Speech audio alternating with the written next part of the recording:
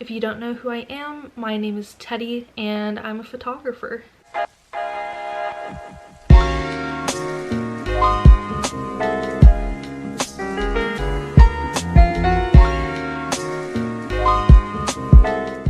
Hey you guys, what's up? Welcome back to my channel. I am super excited for this video. If you don't know who I am, my name is Teddie and I'm a photographer. I've been a photographer for about 5 years now, so this whole video is going to be about how I edit on my phone. I got a laptop in like 2011 I think, and that stopped working a few years ago and I didn't have the money to buy a new laptop. So I had to resort to my phone. Surprisingly, you can get some pretty good editing apps on your phone to help you edit your pictures and your videos. So for this video, I wanted to show you all about how I edit all of my photos on my phone. Also, look at how cute this case is. It's a wildflower case. It's so cute. I recently just bought a laptop. I'm so excited to get back to editing on my laptop and using it to its full advantage to get the best pictures possible. Keep on watching to see how I edit my photos on this phone. So to begin with, I pretty much use two apps to edit my photos. I use Snapseed to edit like all the lighting, and then I use Vsco to put a preset or a filter on top of it. I also occasionally go into the Lightroom or Photoshop app on my phone to get rid of little blemishes and all of that stuff. To edit my YouTube videos and my TikTok, I pretty much edit on iMovie and Filmmaker Pro. I go back and forth between both of those. Another little thing that comes in handy is this little adapter. You can get it at the Apple store. I think it's about like $30. You put the SD chip in there. It goes into the iPhone down at the bottom, just like that.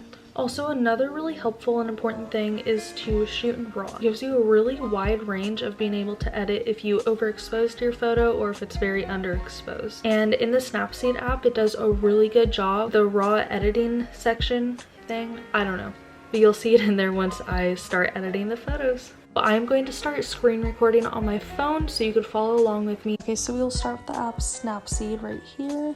Click on it, tap anywhere to open a photo. And we'll start up the first photo from the shoot. So as you see here, it brings you to a develop editing device. Typically when it's just a regular JPEG, it will just take you right to here to where you can't do the raw editing. So you can just go back into the raw develop. And so the exposure can make it very exposed or underexposed. So here's normal. I will just brighten it a tad. And then the highlights, as you can see on the baby's face, his face is very bright and her face is pretty dark. So the highlights will help to make his face not so bright and overexposed. The shadows, it kind of just fixes the dark spots. As you can see with her shirt, it'll make it bright or you can make it darker. I typically like to brighten it a little bit, and you could just hold down, see the original, let go to see the edited version. I go into contrast, bring it up a tad, just kind of makes the whites whiter and the blacks blacker. So you can see if you put it all the way, it's like that. And then if you put it all the way back, it is pretty faded. So we'll do a little bit of structure, and then saturation, just a tad of that so it's a little bit brighter and colorful. A little bit of temperature and a little bit of tint. So the tint, if you do the plus, makes it pinker. If you do the minus, makes it bluish green. I like just a little bit of tint. And also, as you can see, it usually starts it off at a certain tint and temperature, and then you could adjust it yourself. So then I go into the tune image. It's pretty much just the same little adjustments. I just do a little bit of each. The ambience I like because it kind of brings out the shadows in a more colorful way. Take away some highlights, take away some of the shadows, and I think that looks pretty good. So that's before and that's after. So one of my favorite tools on this app is the selective. So for this, I go in where her face is pretty dark. So I will select her face and it shows in the red what it is going to affect. I could just brighten that. And I just see I'll add another one down below to brighten that.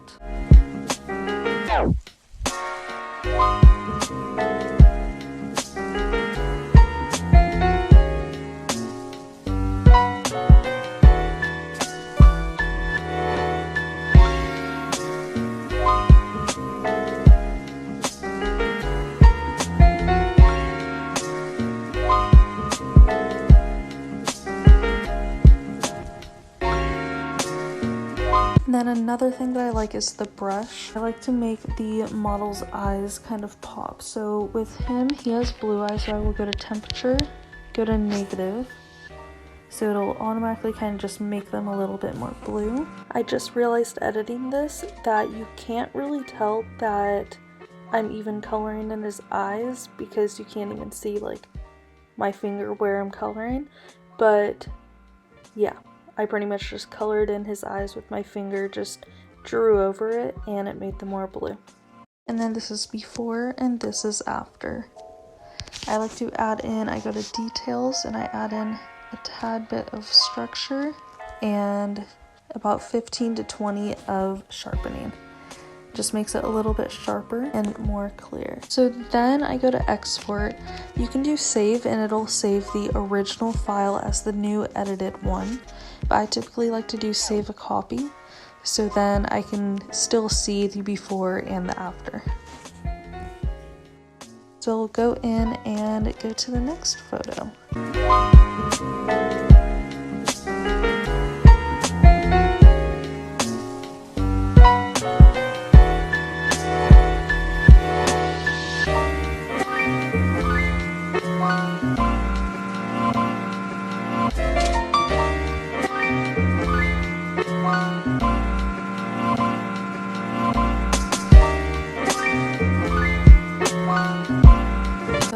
This photo, it is in the middle of being underexposed and overexposed.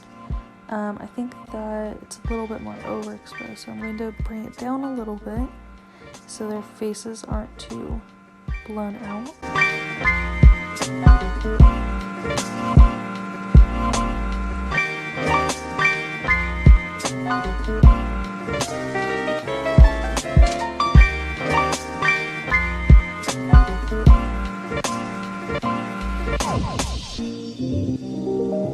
Another tool that I like to use is the portrait tool.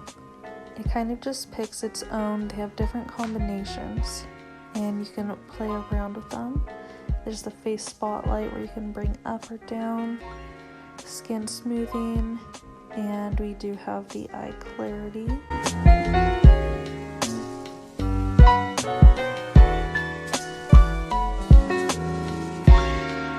And I chose this photo because it is a very cute photo of them smiling together, but she does have this little piece of hair that is kind of just up and out, and I wanted to show you how I get that out in my Photoshop app. And then we will go to my Photoshop fix.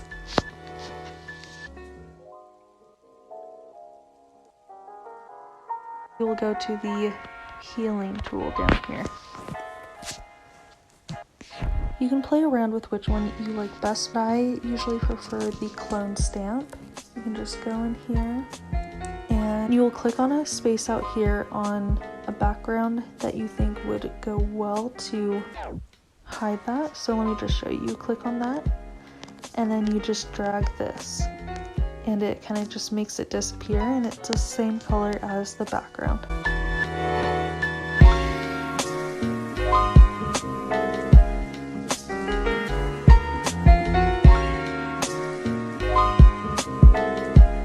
Then after editing those photos in Snapseed, I will go to Vsco Cam and we will go to my studio and I will import the photos that I just edited.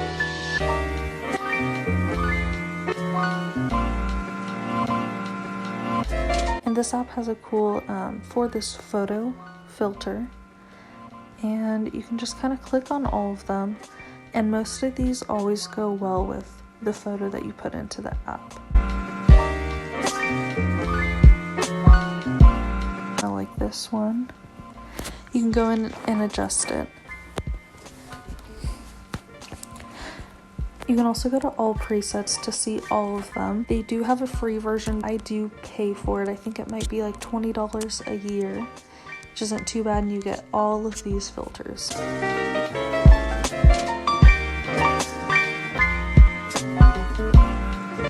And I think I like A6. They are a bit different, but this one kind of just brightens it, makes it a little bit more white. So once you find your filter, you have it on there, you can adjust it, and then I go to the adjustments and I can adjust it even more. There's an exposure one, contrast, sharpen. I typically sharpen it to about 3.0, get some saturation in there. Bring up the shadows and down the highlights a little bit. Do a little bit more warmth and tint. You can check it as you go. And that's about it. So another thing is you can save the filters. I need to delete some, so you could save it in here. So I have it in here. I save that. And I can go to the next photo. And if I want to use the same filter, I just go right there. And there it is, already on it.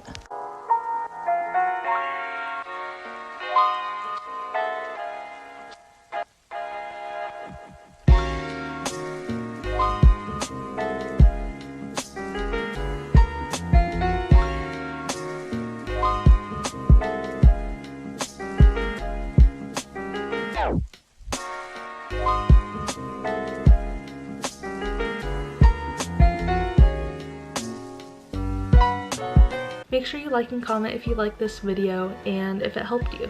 I know laptops can be very expensive, and I know pretty much all of us have a phone that you can edit your photos on. Also, please comment down below if you like this video and if you want more of these photography videos. I'm a photographer and I love doing lifestyle, like vlog type videos. I also want to do some more informational videos like this to help you guys learn how to take pictures, how to edit, and all of that.